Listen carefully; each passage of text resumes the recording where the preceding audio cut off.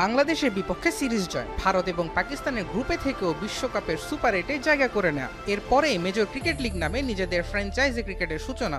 সহযোগী দেশের জন্য ক্রিকেটের যাত্রা যতখানি সুন্দর হওয়া দরকার তার সবটাই বিগত দিনগুলোতে দেখে ফেলেছে মার্কিন যুক্তরাষ্ট্র। কিন্তু সেখান থেকে ডানা মেলার আগেই দেশটি ক্রিকেটে মুখ থুবড়ে পড়ার শঙ্কা। ক্রিকেট বোর্ডের উপর একাধিক অভিযোগ এনে যুক্তরাষ্ট্রকে ক্রিকেট থেকে নিষিদ্ধ করার ভাবনা ভাবছে আন্তর্জাতিক ক্রিকেটের নিয়ন্ত্রক সংস্থা আইসিসি।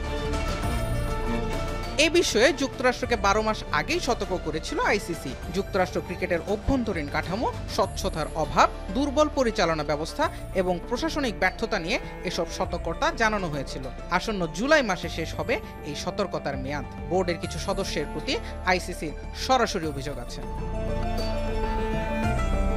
এমনকি আইসিসির পক্ষ থেকে দেশটির ক্রিকেট সংস্থার প্রধানকে স্বেচ্ছা পদত্যাগের অনুরোধও জানানো হয়েছে।